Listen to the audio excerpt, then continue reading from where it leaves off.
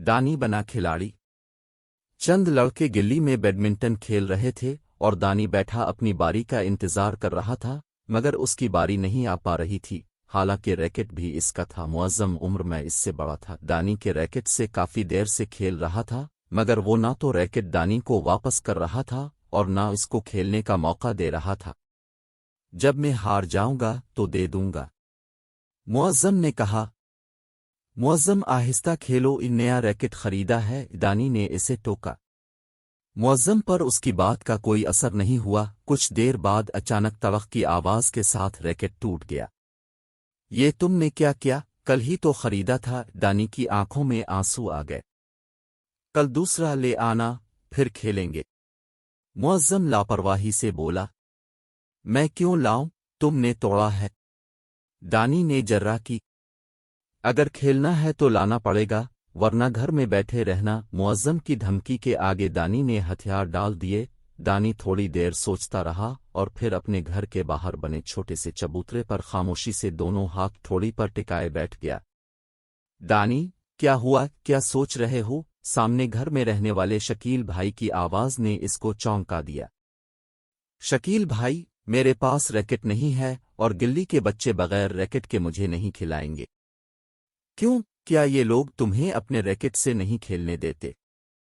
शकील भाई, ये लोग सिर्फ अच्छा खेलने वालों को अहमियत देते हैं। तो तुम अच्छा खेलना सीख लो, शकील भाई ने इसे मशवरा दिया। कैसे?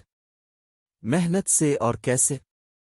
शकील भाई ने समझाया। मैं तुम्हें सिखाऊंगा, मगर मेहनत करनी पड़ेगी।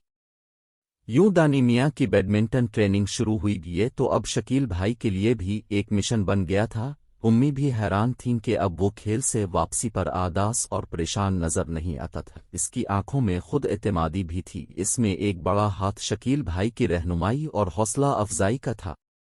ओहो, आज तो दानी साहब आए हैं और रैकेट भी साथ लाए हैं। चुल्लू, थोड़ी देर में उनकी बारी आ ही जाएगी। मुअज्जम ने दानी को आते देखा तो तंजिया अंदाज में कहा। नहीं, पहले मेरी बारी होगी। दानी का अंदाज फैसलाकुन था।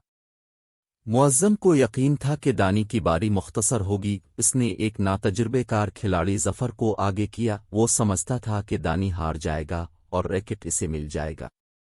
दानी ने पहला मैच जीतने के बाद चारों तरफ देखा। राहिल, तुम चले जाओ, इसको हरा दो, फिर मैं और तुम खेलेंगे।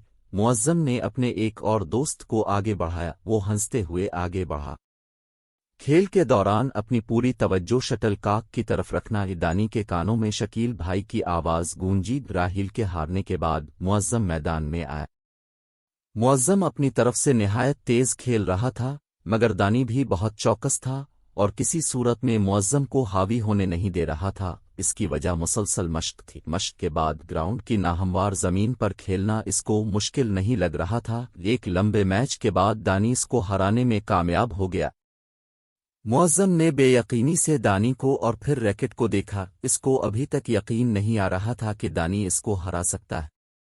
हर कोई दानी को शाबाश दे रहा था और कोई मुबारकबाद। दानी, कमाल कर दिया तुमने, मगर ये हुआ कैसे? जफर ने पूछा। सिर्फ मेहनत से, दानी ने मुस्कुराते हुए सोचा। दानी, कल खेलने आओगे? राहिल ने पूछा। पहली मर्तबा दानी को किसी ने खेलने की दावत दी थी, और वो भी रैकेट के मुताबल्ले के बगैर। आऊंगा, उसने कहा और मुस्कुराते हुए घर को चल दिया।